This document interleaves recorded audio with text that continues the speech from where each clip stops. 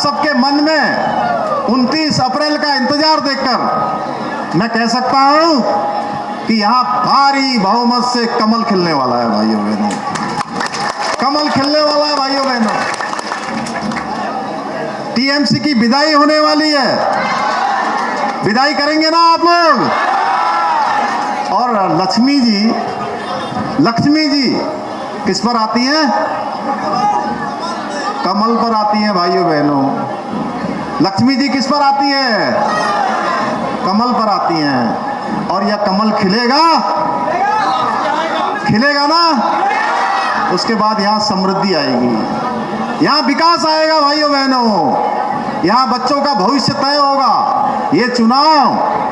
ये चुनाव जैसे पूरा बंगाल देश की दिशा तय करता है, वैसे ही ये बनगांव पूरे बंगाल की दिशा तय करने वाला है भाइयों बहनों। इसलिए आपके हाथ में बहुत बड़ा प्रभाव आप सबके बीच से जाने वाला है भाइयों बहनों।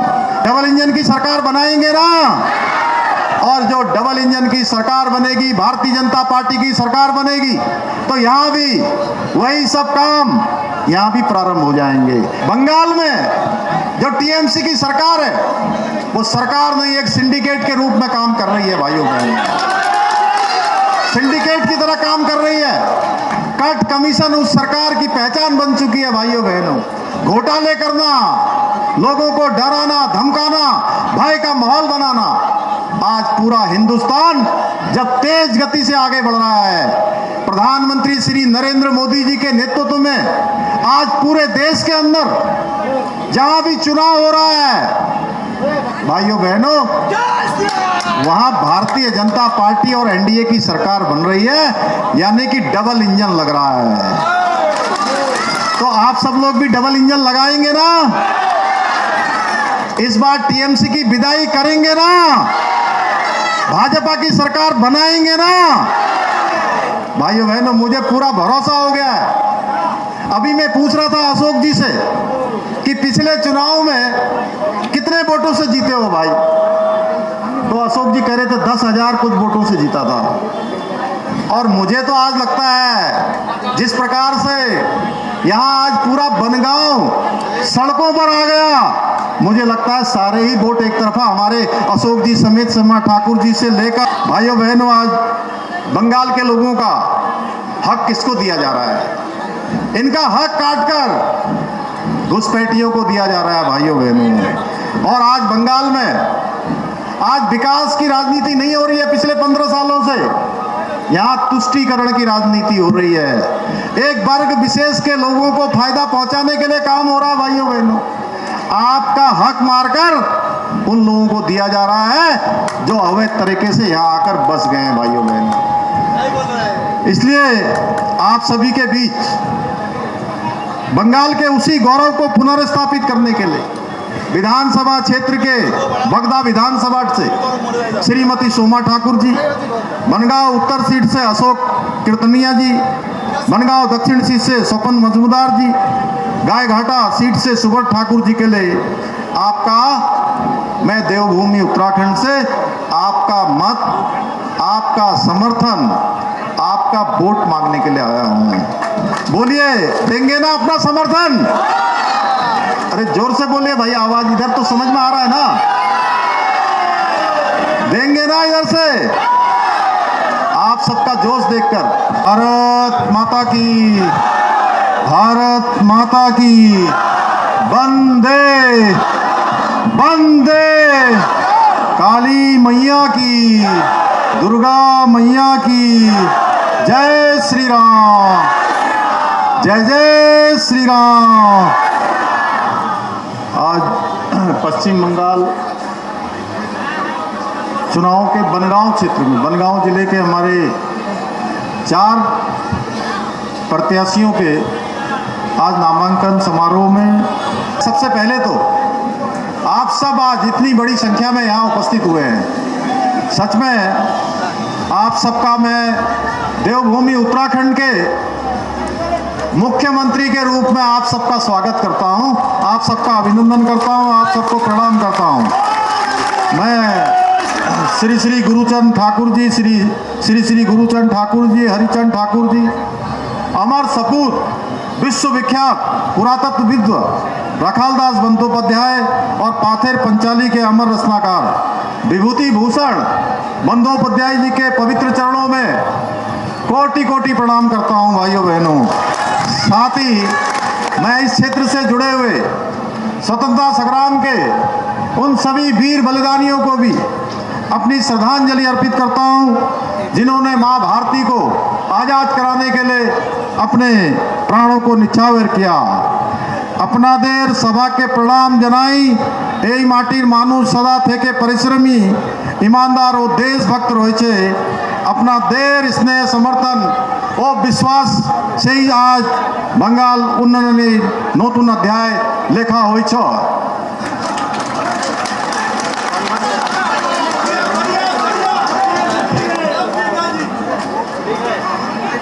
ভালোবাসে भाइयों बहनों, मैं देवभूमि उत्तराखंड से आया हूं और उस धरती से आया हूं जहां साक्षात भगवान बद्री विशाल हैं, बाबा केदार हैं और जहां से मां गंगा निकलती है, यमुना निकलती है, उसका उद्गम स्थल है भाइयों बहनों। और मां गंगा के अंतिम छोर गंगा सागर की भूमि पर आप सबके बीच में आकर सच में आज बहुत मुझे गौरव की अनुभूति हो रही है। जिस प्रकार से उत्तराखंड की भूमि अध्यात्म और पवित्र भूमि मानी जाती है, उसी प्रकार बंगाल की भूमि को भी सदियों से संस्कृति, ज्ञान और गौरव की भूमि रही है। ये वो भूमि है जिसने स्वामी विवेकानंद, गुरुदेव रविंद्रनाथ टैगोर, बंकिम चंद्र चट्टोपाध्याय, श्यामा प्रसाद मुखर्जी जैसे महापुरुषों ने अपने विचारों से, साधना से और समर्पण से पूरे देश को नई दिशा देने का काम किया है। ये वो पवित्र भूमि बंगाल की है भाइयों बहनों। ये भूमि, इसने स्वतंत्रता संग्राम के नायक सुभाष बाबू को, महान क्रांतिकारी खुदीराम बोस, क्रांतिकारियों को प्रेरित करने वाले महर्षि अरविंद घोष जैसे महापुरुषों की भूमि है। इसी भूमि पर जगदीश चंद्र बोस, सत्येंद्रनाथ बोस जैसे महान वैज्ञानिकों ने जन्म लेकर सोच से भारत को वैश्विक स्तर पर, पूरे विश्व के मंच पर गौरवान्वित करने का काम किया है। ऐसे अनेकों उदाहरण हैं जो दर्शाते हैं कि बंगाल ने सदियों से राष्ट्र निर्माण के क्षेत्र में अग्रणी भूमिका निभाई है।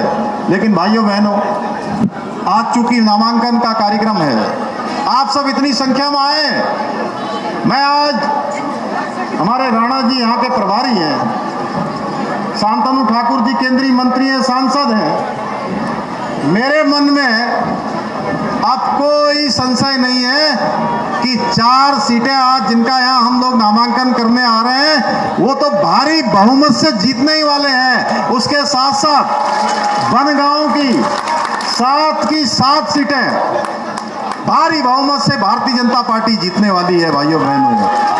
क्योंकि हमारे सुब्रतो ठाकुर जी से लेकर सपन मजमुआत और हमारे जो 3 प्रत्याशी, नहीं 4 यहाँ पर, 3 जो नहीं आए,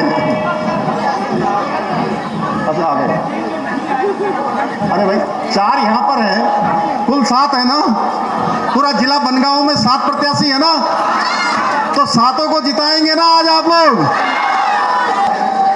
आप सबकी संख्या देखकर, आप सबके मन में 29 अप्रैल का इंतजार देखकर मैं कह सकता हूं कि यहां भारी बहुमत से कमल खिलने वाला है भाइयों बहनों, कमल खिलने वाला है भाइयों बहनों। टीएमसी की विदाई होने वाली है, विदाई करेंगे ना आप लोग। और लक्ष्मी जी किस पर आती हैं? कमल पर आती हैं भाइयों बहनों। लक्ष्मी जी किस पर आती है? कमल पर आती हैं। और यह कमल खिलेगा ना, उसके बाद यहाँ समृद्धि आएगी, यहाँ विकास आएगा भाइयों बहनों, यहाँ बच्चों का भविष्य तय होगा।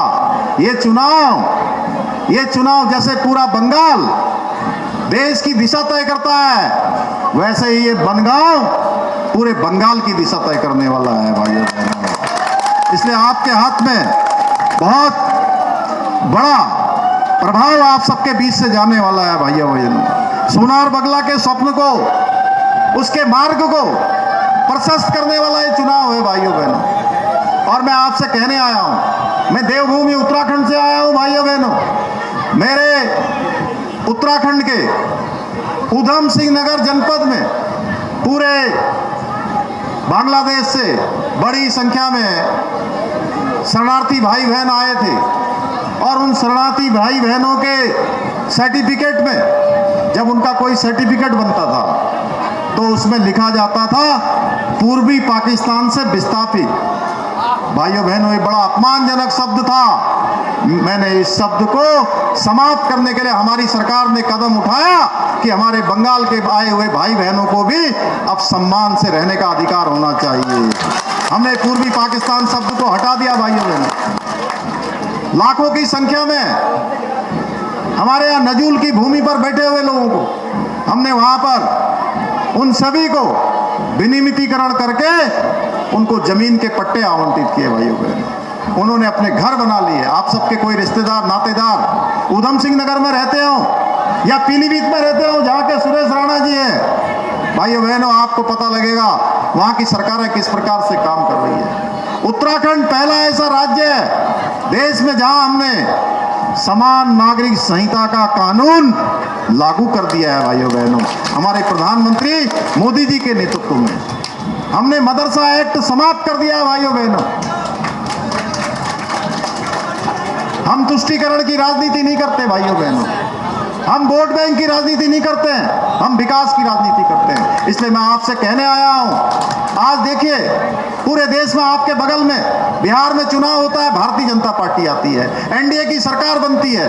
उड़ीसा में भाजपा की सरकार बनती है, एनडीए की सरकार बनती है भाइयों बहनों। महाराष्ट्र हो, गुजरात हो, हरियाणा हो, दिल्ली हो, मध्य प्रदेश, छत्तीसगढ़, राजस्थान, उत्तराखंड, उत्तर प्रदेश, आज पूरे देश में जहां भी चुनाव हो रहे हैं वहां भाजपा की सरकार बन रही है। इसलिए भाइयों बहनों, आप सबको भी इस बार हमारे प्रधानमंत्री मोदी जी के नेतृत्व में डबल इंजन की सरकार बनानी है भाइयों बहनों। डबल इंजन की सरकार बनाएंगे ना, और जो डबल इंजन की सरकार बनेगी, भारतीय जनता पार्टी की सरकार बनेगी, तो यहाँ भी वही सब काम यहाँ भी प्रारंभ हो जाएंगे। यहाँ कानून का राज स्थापित हो जाएगा भाइयों बहनों। जो आज दिल्ली से आयुष्मान भारत की योजना पूरे देश में लागू है, केवल बंगाल में लागू नहीं होती, जिसमें 5 लाख रुपए प्रत्येक वर्ष जो है हर एक के इलाज के लिए मिलते हैं भाइयों बहनों। ऐसे अनेक योजनाएं जो आज मोदी जी देश के लिए लागू कर रहे हैं, वो सारी की सारी योजनाएं यहाँ पर भारतीय जनता पार्टी की सरकार बनने के बाद बंगाल के एक एक व्यक्ति को भी मिलने लगेगी, चाहे वो कोई भी योजना हो, किसी भी विभाग की योजना हो भाइयों बहनों। इसलिए मैं आप सबसे कहने आया हूँ कि आप सब लोग भारतीय जनता पार्टी की सरकार बनाइए और यहाँ पर सुशासन स्थापित करिए, और देश जिस प्रकार तेज गति से आगे चल रहा है उसी प्रकार से बंगाल को भी उसी गति से तेज पटरी पर लाने के लिए इस बार भारतीय जनता पार्टी का कमल खुलाइए, हमारे चारों प्रत्याशियों को भारी बहुमत से जिताइए। इतना ही आप सबसे निवेदन करते हुए अपनी बात में समाप्त करता हूं। बहुत बहुत धन्यवाद।